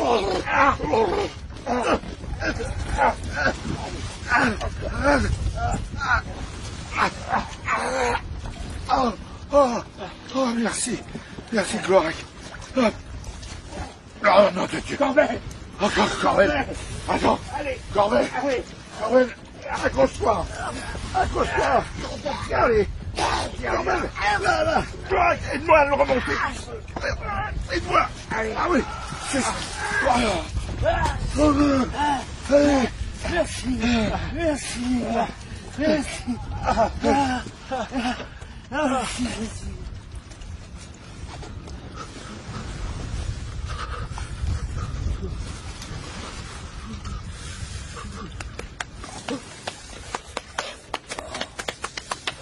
On tire ça, Tanténiac.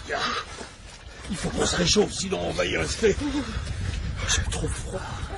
Il a raison, Cloarec. Faut qu'on ôte nos paletos. Ah, allez. Vous pouvez m'aider. Avec mon bras, je pourrais pas tout seul. Aïe, aïe, aïe. Ouais. L'un contre l'autre. La brume se lève. Un peu tard. Il faut se réchauffer. Là. Encore un gars. Là, accroché à ce tonneau. Mon Dieu, il a raison. Il est vivant. Je sais pas. On voit pas. Il est trop noir. Mais non. Non. On va aller le chercher. Avec la rame qui reste. Tiens.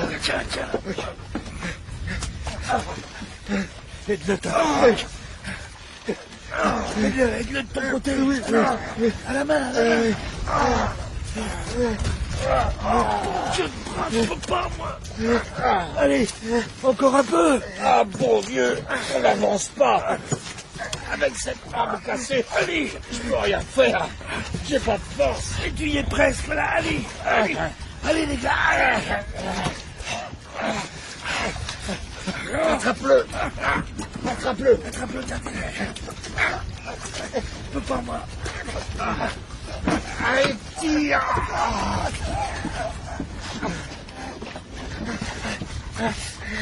On le tient.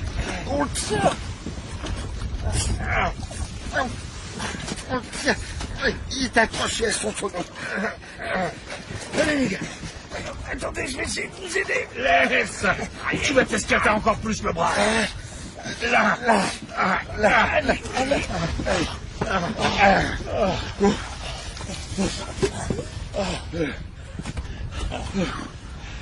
Oh bon Dieu. Quoi là? Regarde ta prise. Regarde. Oh merde. Pierre-Jean. Il est mort. Mort, lui? Non. Regarde-moi ça. Il est bleu, mais pas encore mort. Je te le dis.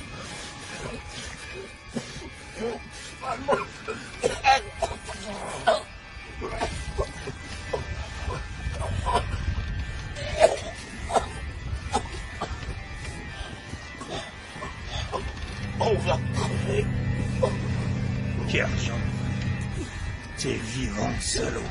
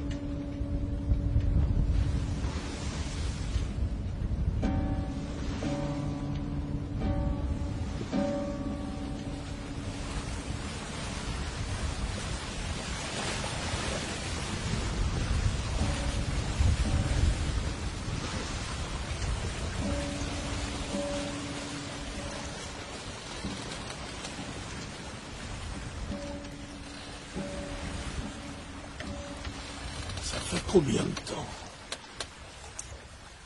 4 jours.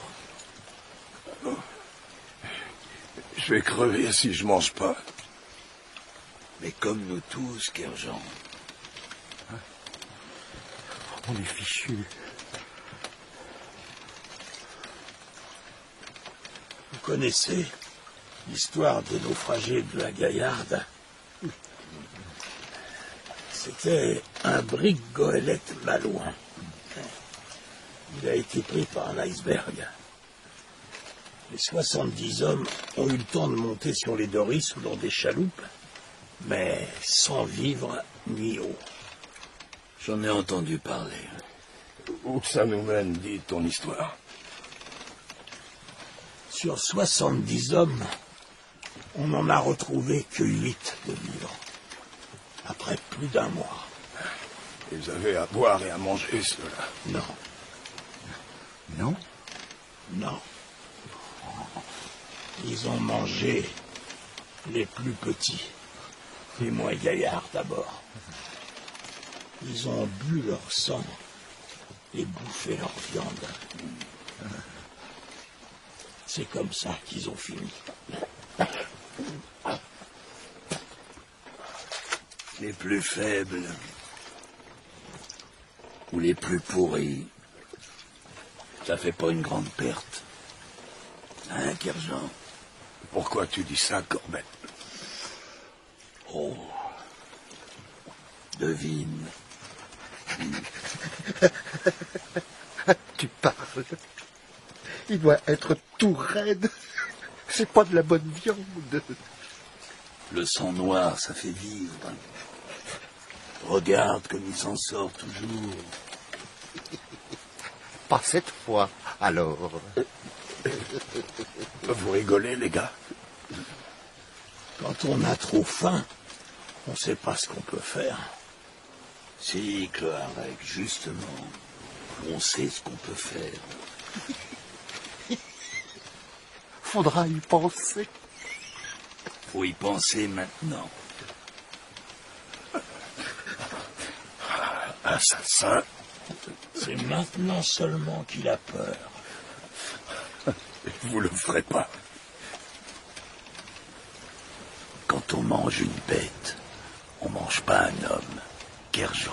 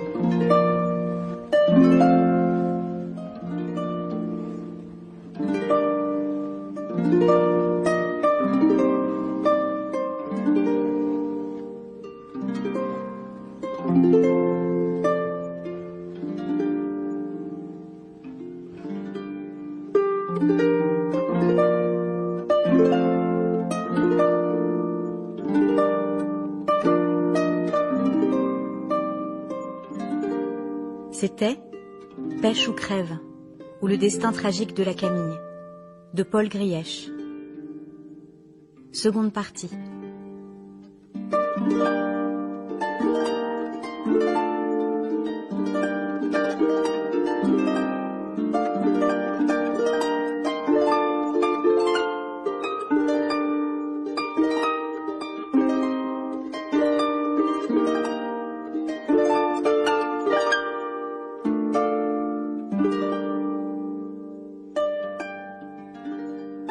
Avec Hervé Furic, Kerjan, François Sienner, Corbel, Bertrand Suarez Passos, de la Motte, Rémi Goutalier, Lucien, Grégory Kidel, Le Bihan, Guy Lamarck, Samson, Jean-Claude Sachot, Cloirec, Didier Brice, Bizouarne, Philippe Béraudot, Tinténiac, François Hatt, Pélan, Jacques Poiterier, Le Crubier, et Marie-Bénédicte Roy, Sophie Bezard, Nathalie Canouy, Olivier Chauvel, Régis Chaussard, Michel Baladi, François Briot, Thibaut Mulot.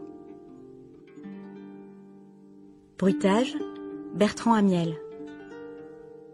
Équipe de réalisation, Stéphane Desmond, Mathieu Leroux, Laure-Hélène Planchet, Jean-Mathieu Zande.